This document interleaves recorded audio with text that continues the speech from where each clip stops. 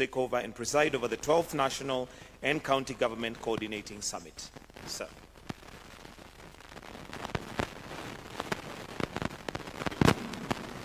Mr. Deputy President, distinguished governors, CSS, other public officials, ladies and gentlemen, good morning. I'm Jambo. I think before we go into the substantive agenda, I think there is, I think I will ask the Chair of the Council of Governors to make some brief remarks. I can see he has some notes to set the tone of the meeting, I hope, and to, just to speak to this moment. So I guess, and then the Deputy President, as the Chair of IBEC, can make some brief comments. And then I have also just some short comment to make. And then we can go into the substantive agenda of this meeting. I don't know whether that is okay. I suggest that we proceed in that manner. Chairman.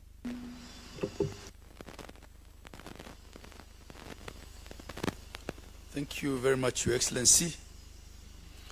Your Excellency, the President and the Chair of the Summit, Dr. William Samoei Ruto, Your Excellency, the Deputy President, Your Excellency, the Prime Cabinet Secretary, my colleague governors, Cabinet Secretaries, Chairs of Commissions, distinguished ladies and gentlemen, good morning.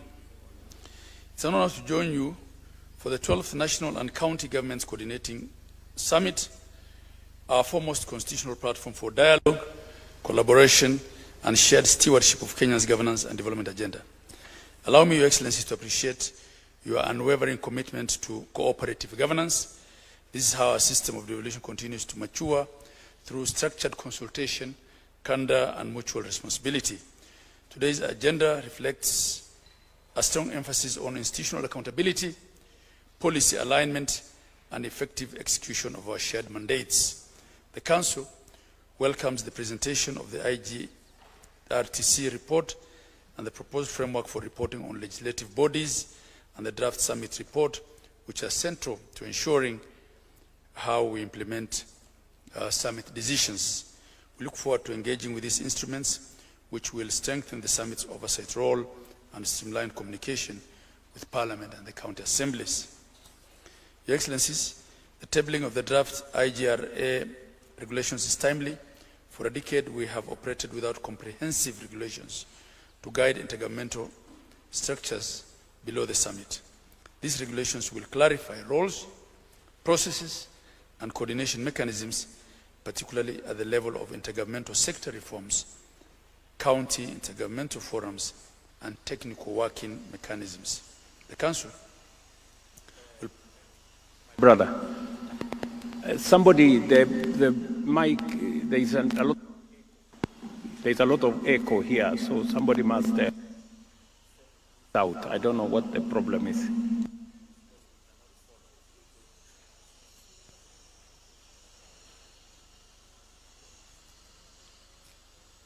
Okay.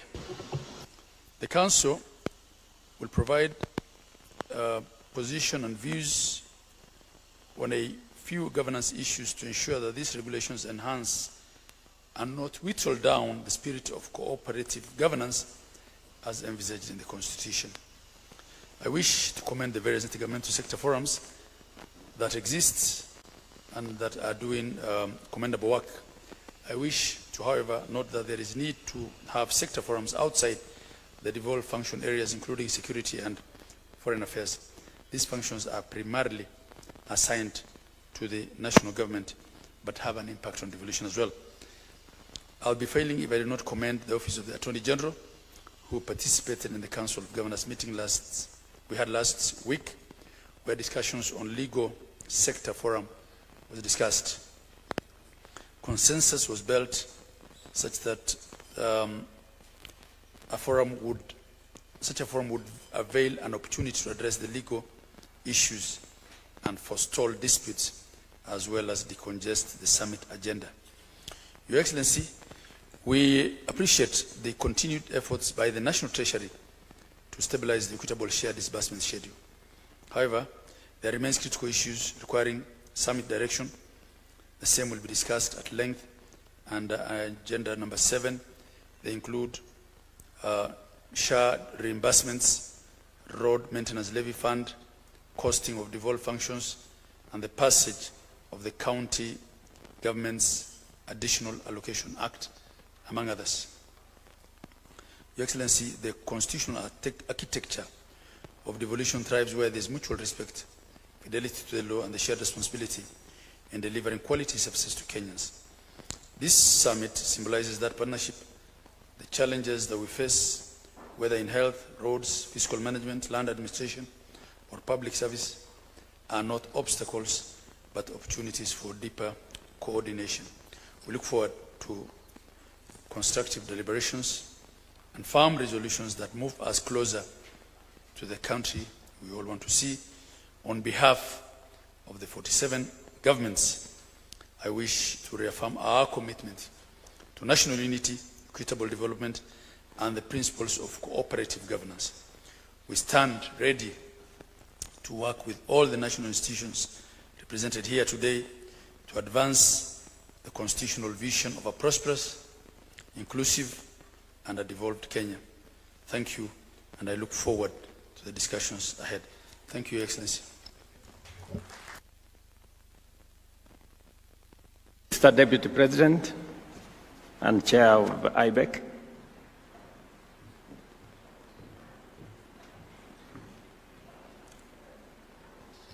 Your Excellency President William Ruto, all colleagues, ladies and gentlemen, we gather here today as the Devolution family to have conversations on how to take our country forward.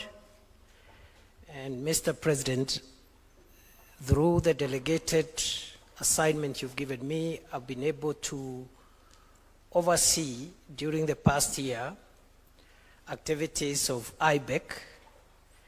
I've also been able to follow the deliberations that have taken place in other institutions and structures of devolution. I just need to make 2 points, Your Excellency, before inviting you to chair this meeting. And one is we've come a long way. We've come a long way in implementing devolution. From early situations of struggle and tension and misunderstandings, which were expected at the beginning, to where we are today, where the 2 levels of government, independent offices and commissions, have a conversation ongoing. And whenever issues arise, as they should all the time, the channels of communication, collaboration, mutual respect, and mutual support exist. And therefore, Your Excellency, as you preside over this summit, I expect that we'll be able to resolve the matters before us, and those that perhaps needs to be delegated to other structures of devolution will be able to determine so that we fasten, quicken, and make more efficient the workings of the government of Kenya at its 2 levels. The second and last comment I want to make, Your Excellency, is my observation that we have done well, but we could do better. And one of the areas where I think we need to improve is on operationalizing the workings of subordinate structures of devolution, so that to retain the summit as the highest policy directing organ of the Republic of Kenya in matters devolution. And Your Excellency, I have experienced and observed that, for example, the sector forums which are established by law, which are supposed to canvass matters devolution at sector level, roads and transport, health, agriculture, and so forth and so on. My observation, Your Excellency, is that in the sectors where the sector forums are convened regularly, most of the issues have been dealt and many issues have been resolved without them having to be referred to the summit.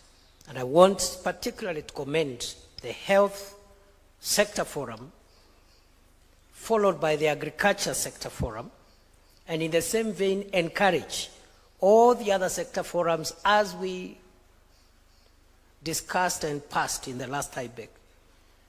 All sector forums must operate optimally, regularly. And we have taken the decision, Your Excellency, during the pre-summit meeting, which was held on 27th of October 2025, that we will spare the summit from operational issues that can be dealt by either IBEC or other structures of devolution, including sector forums, where the two levels of government are efficiently and optimally represented.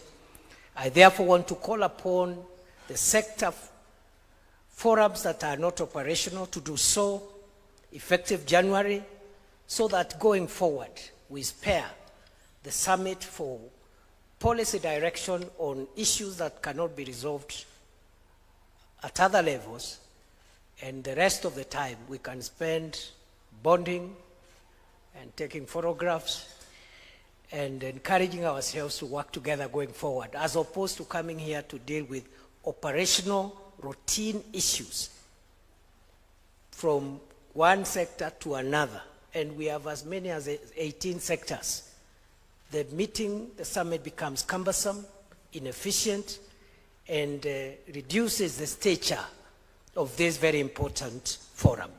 With those many remarks, Your Excellency, I want to reaffirm my commitment to support you as you help run our country. And I am grateful to the Council of Governors through Chair Hamid Abdullahi and the team for the support they continue to give me as your deputy in the running of IBEC and also in the running of other matters devolution. I want to single out in a particular way chairpersons and heads of independent offices and commissions who have also shown maximum support, not only to the Council of Governors, but also to my office in the delegated assignments that I've been doing, Your Excellency, to support you as you lead our country to affirm, support, and operationalize to the fullest extent possible this crown jewel called devolution in our Constitution. With those many remarks, Your Excellency, it's my pleasure to request you to take over, address the meeting, and also run the meeting for the remainder of the time. Thank you, Your Excellency. Thank you very much, Mr. Deputy President. It is my pleasure to welcome all of you to this morning meeting, the 12th National County Governments Coordinating Summit.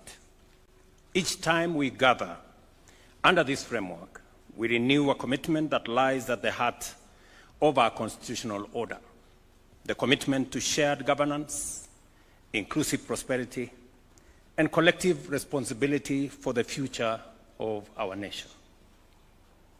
Since the inaugural summit, we have seen clearly and powerfully the transformation that happens when governments choose collaboration over confrontation and partnership over competition.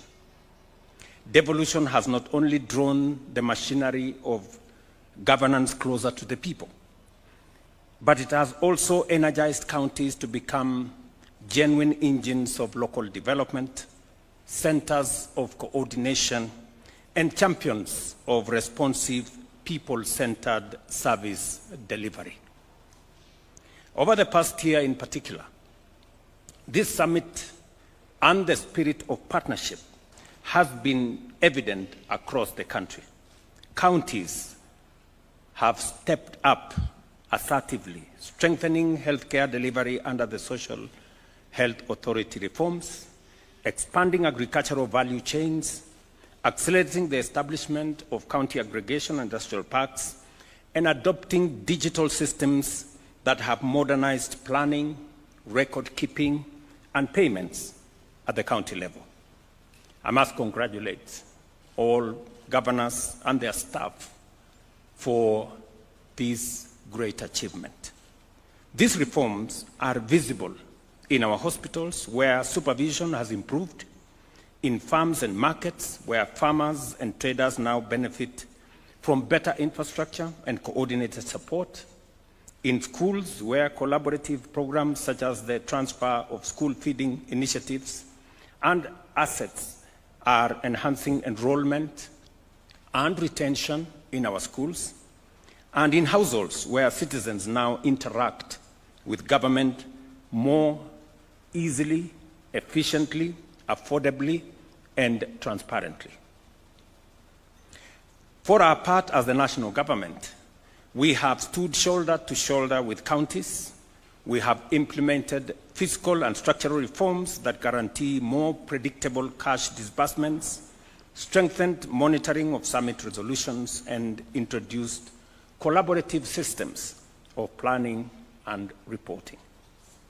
Most importantly, for the first time in our nation's history, we have completed the full delineation, unbundling, and gazettement of devolved function through Gazette Notice number 16472 to 16483.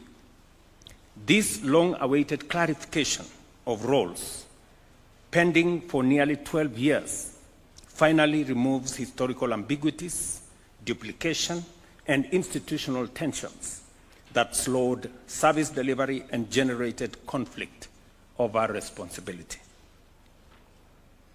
While significant progress has been achieved, I am aware that some functional areas remain unresolved or contested. The Intergovernmental Relations Technical Committee should therefore accelerate the clarification and determination of the unbundled functional components for transfer to the respective levels of government. Ladies and gentlemen, I reaffirm that resources shall follow the transferred functions consistently and in good faith as mandated by our Constitution. In line with the gazetted functions, I am informed that IGRTC has, in the interim, identified resources for consideration in the 2026-2027 financial year for transfer to county governments. I therefore call upon the Commission on Revenue Allocation and the National Treasury, using the tentative resource estimates identified by IGRTC, to verify this information and finalize a definitive figure that will serve as the basis for financial transfer to counties in our next financial year.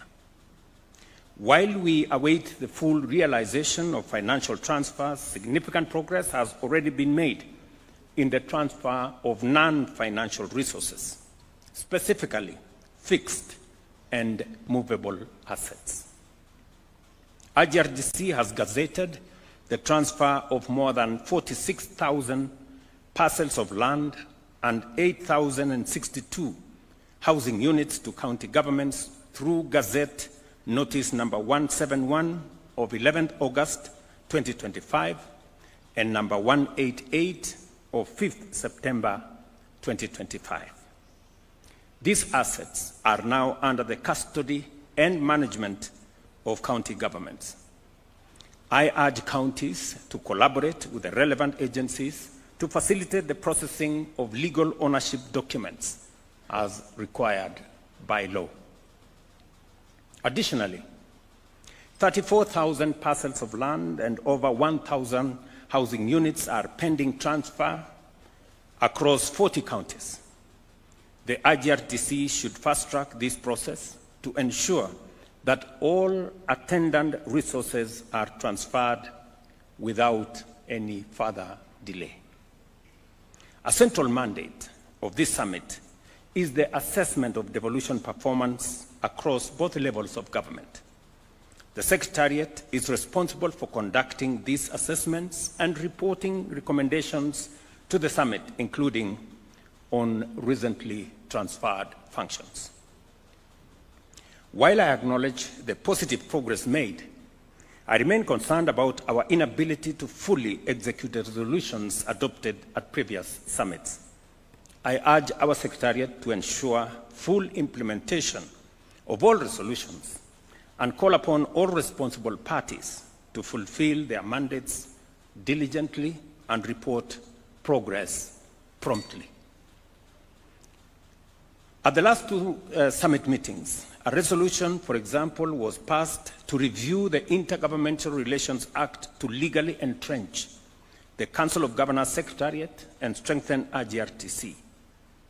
I understand that the legislative process has stalled in Parliament. I request the Speaker of the National Assembly to intervene in consultation with the Senate to resolve the challenges affecting the amendment bill's progress and ensure that intergovernmental relations institutions receive the legal support required to perform their functions effectively. As we reflect on the commitments we made to the people of Kenya, it is satisfying to observe the significant progress achieved in the last 3 years. A cornerstone of our transformative agenda has been the housing program that not only includes housing, it also includes construction of markets, institutional houses, and also hostels for our students. A top priority of our administration's agenda aimed at restoring dignity, fostering community development, and enhancing long-term economic stability for families who have long desired to either own a home or operate a business in a decent place, or for our students to live in dignified dwellings. The success of this program is rooted in partnership and shared vision. I extend my sincere appreciation to all the 47 county governments for their collaboration and support in making this national dream a reality. I know I have talked with many governors at a very personal level on some of the issues that have come up, and we have always found a way to resolve those issues, to agree on how to facilitate the process. And your contributions from land allocation and streamlined approval to logistical facilitation have been instrumental in accelerating progress across all our counties. This level of cooperation demonstrates the power of unity, proving that when we work together, even the most ambitious goals are attainable. We remain firmly committed to scaling up this program to ensure that quality, sustainability, and affordable homes are within reach of every deserving Kenyan family, thereby improving livelihoods and contributing to sustain national economic growth. We have done the same on matters health, and I must commend counties for what we see as significant developments, including progress in supervision, delivery of service, delivery of health commodities, personnel issues, and an array of collaboration that has made it possible for us to be able to jointly deliver on health, a very primary and present agenda of this administration. I know we will be having a conversation on some of these issues as part of the main agenda. And maybe I should also take this opportunity to assure all of us that we have managed to structure a relationship that is going to support our health delivery outcomes with the government of the United States. And just to set the parameters correctly, the government of the United States is a solid partner of the government of Kenya.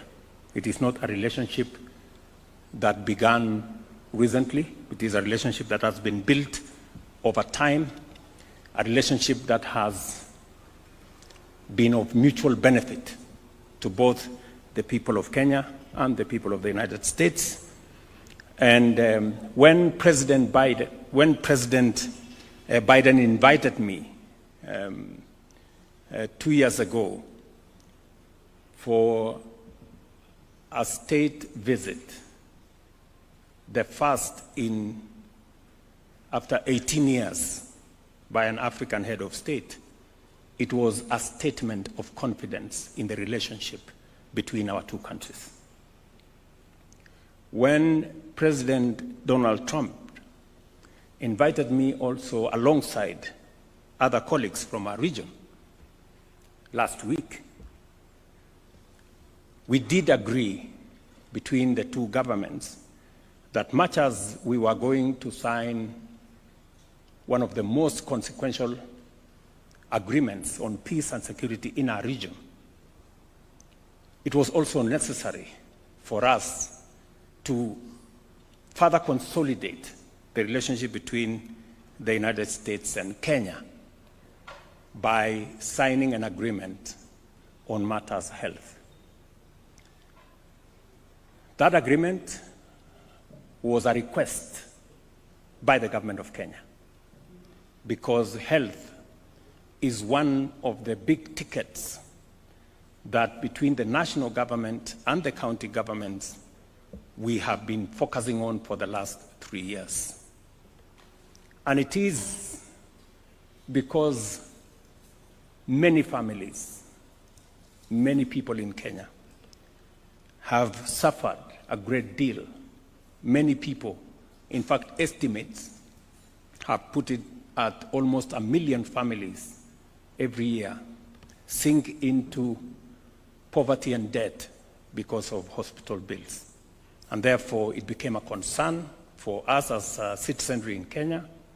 It became a campaign matter for all parties in the last election. And we have robustly and aggressively undertaken far-reaching reforms in that sector. We did, as a government, request the United States to support us in this space, and they acceded to our request. And when I got the invitation, I did propose that maybe that was a good occasion to sign off on the agreement that we were discussing. The government of the United States did send in officials from Washington to come to Kenya. We did undertake the negotiations, and I must commend C.S. Duale, P.S. Oluga, and the teams at Ministry of Health for working overtime with the support of the Office of the Attorney General to finalize on that agreement and to facilitate the signing of that agreement on my visit to the United States last week. For the people of Kenya, the United States is supporting Kenya with $1.6 billion, which is just over 200 billion shillings over the next 5 years in the health sector a sector they have been supporting for a long time. In fact, the numbers show that the United States has spent $7 billion in Kenya on matters health over time. Let me also say that this facility is not alone. I have seen some comments whether we are contracting more debt. Just to assure the nation that this is not a loan facility. I have also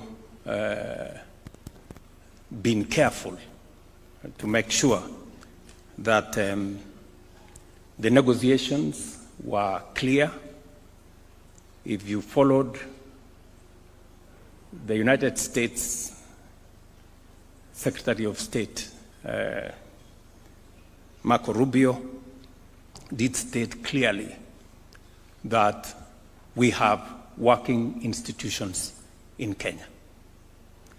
We did not become the first country to sign an agreement on health with the United States by default.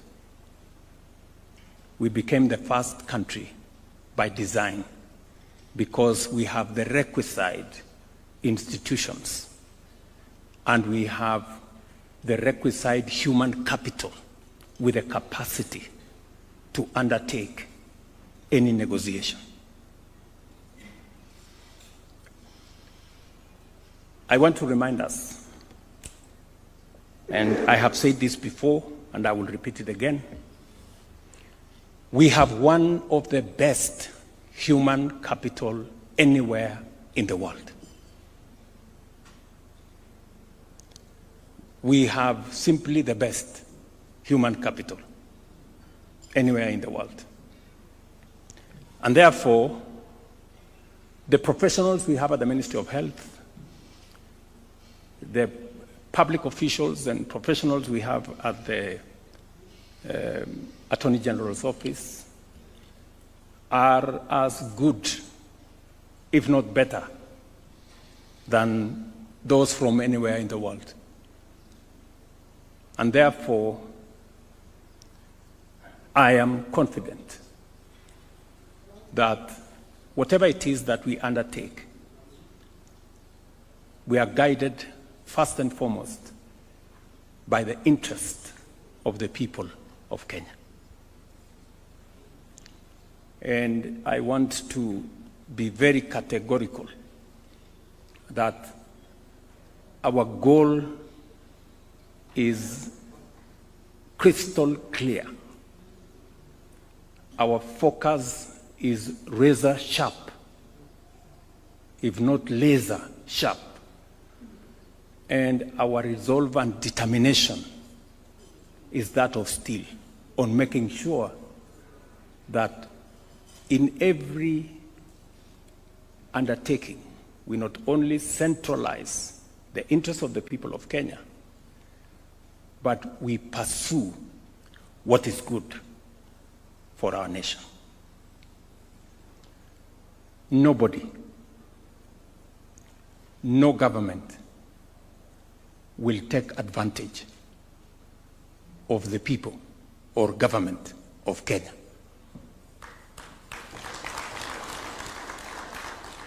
Let me repeat that again.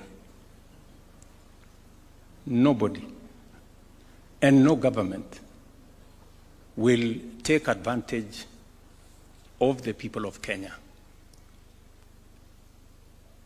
as so long as I am president, because I am clear what we want, I am clear where we must go, and therefore there is no equivocation of whatever that the agreement we signed can undermine the interests of the people of Kenya, including matters to do with our health data.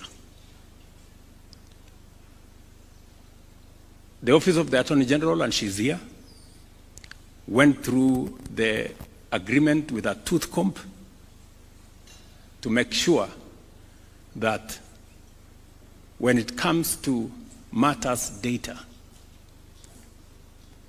the law that prevails on data that belongs to the people of Kenya is the Kenyan law.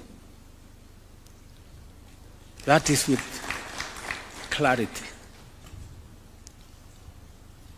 And I also want to assure us that knowing the United States, not just as a friend of Kenya, but as a viciously democratic nation, they will not allow their officials to take advantage of us or any other country.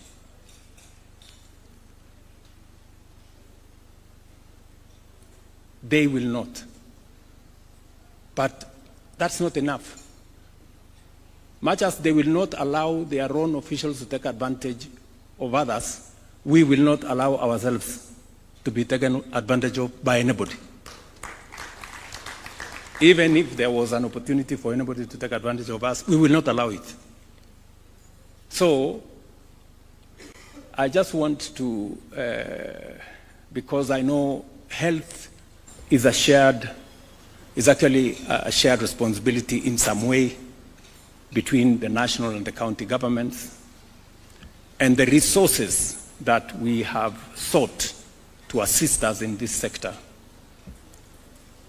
The government of the United States themselves, they made a decision that they don't want to give their money to NGOs. They want to give their money to government. It is not our decision. It is their decision. So if anybody is annoyed in between here, they should take their anger to another place. They should not bring it to us. You know, I know there are entities that have been benefiting from these resources, you know, and as a result, they are sponsoring all manner of stories around. If they have a problem with the current structure, they should go and talk to the government of the United States, because they are the ones who decided that for efficiency and efficacy, they want these resources to come directly to government and to give assurance to the county governments here that those resources will find their way to our counties.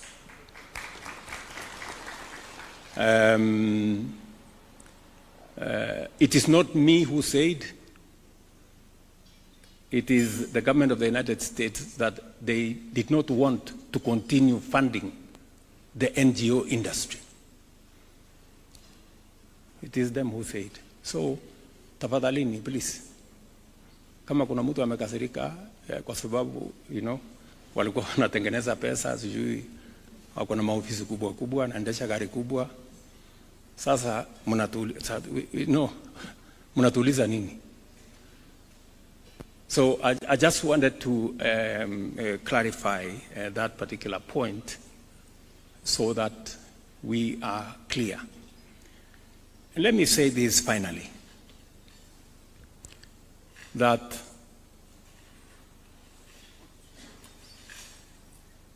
we have the capacity, you know, to do the things and to protect the interest of our nation. This agreement, when officials from the US flew in, they spent time with our officials, very professional people, and they were amazed at the capacity that Kenya has. Some of the things that we do using our own public officials, others look for consultants to help them do it. We don't need consultants because we have a human capital that has the capacity to do this. I wish we could believe in ourselves more than we are doing. I mean, for anybody to believe that we can be shortchanged, they are actually telling us that we are not very intelligent. I mean, surely, honestly. We should believe in ourselves, good people. We have what it takes to deal with anybody. You know? So, and I am very proud of the relationship that we have with the government of the United States. It's a solid relationship. Many would want to ask, what is their interest in our country? Every country has their own interests. We have interests as a nation. Others have theirs. Just for the record, you know, as I said, this is a strong relations between our two governments forged over many years. Today, the United States is the largest contributor to our tourism. In fact, tourists from the United States have overtaken the traditional tourist markets. They've overtaken the UK, they have overtaken Italy. Today, as of statistics of last year, 306,000 tourists came from the United States, being the highest market. It speaks to the strong relationship between our country and the United States. If you go to the Nairobi Securities Exchange, the largest investors in our bonds and securities and shares at the Nairobi Securities Exchange are from the United States. And so that it doesn't surprise you, we might actually be the first country to conclude a bilateral trade agreement with the United States. Again. Forget about what we have already done on health. We might be the first ones to also complete our bilateral trade agreement with the US. When I was there, I did meet with the US trade representative. I have sent C.S. Lee Kinyanjui here twice to the United States. Why? Because the United States is an important market for us. We sell close to $800 million of goods to the United States. In fact, it is among the markets that we have kind of a balanced trade. And I have the undertaking of the US government that within early January, we will be the first country to conclude a bilateral trade agreement, even as we negotiate on the AGOA issues. So, these things we are not doing is not a game of guesswork. It is not trial and error. It is intentional. It is deliberate. And it is because we are focused on what we want for our country. I just thought I should make, because, you know, I'm speaking to leaders from across the nation here, so that you can for a moment believe in yourselves. We can for a moment be positive about our country.